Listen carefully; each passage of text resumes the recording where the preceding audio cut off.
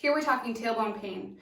Typically when women are talking about tailbone pain during pregnancy, it's actually this part of the sacrum, okay? It has a lot to do with the pelvis rotating back, so your pelvis is doing this throughout pregnancy, so you're getting a lot of pinching on this backside. So the whole idea with relieving tailbone pain is to decompress the pressure that is back here. So we're gonna start with the ball. It's our best friend during pregnancy for a lot of conditions, but especially tailbone. You're gonna tuck forward, back, side, side, figure eights, creating a lot of fluid movement through that joint space. From there, you can take the ball, dip into a muscle called your piriformis. So this muscle goes from your hip to your tailbone, to your sacrum.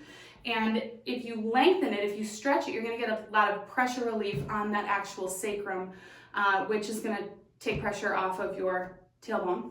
So you dip in, and you can move with it, so you can even bring it forward, back. There isn't a real rule with this, but go where the tension sits, right?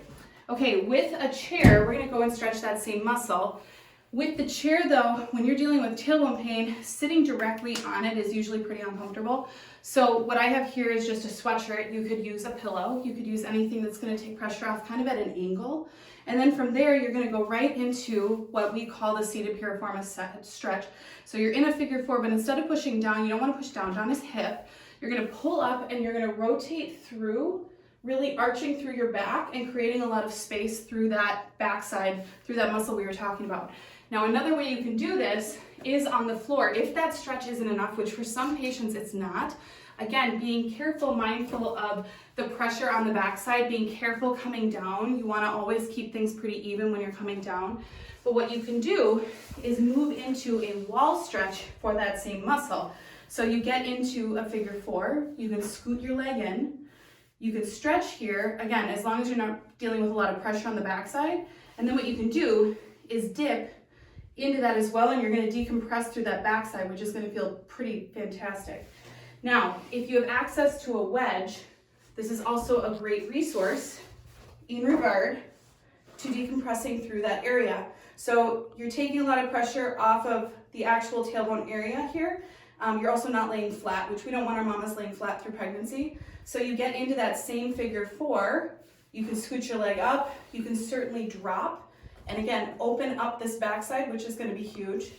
Now, in regard to activation, another thing that you can do is internally rotate your legs, go into an internally rotated squat. So you're gonna move down like this. This actually opens up your sacrum, which is huge for relief.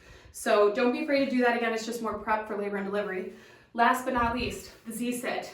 So a lot of women love to sit crisscross applesauce, but this puts a lot of pressure on the tailbone when you're pregnant. So a good way to combat that when you're still on the ground with your kiddos, or you're just doing work, or you're on the ground and it doesn't matter what you're doing, to be perfectly honest, but a Z-sit is going to be a better scenario for your tailbone. And what you can do is rotate side to side and open up those hips as well. So it's really working on opening up everything on that backside surrounding that sacrum. It's going to give you a lot of relief.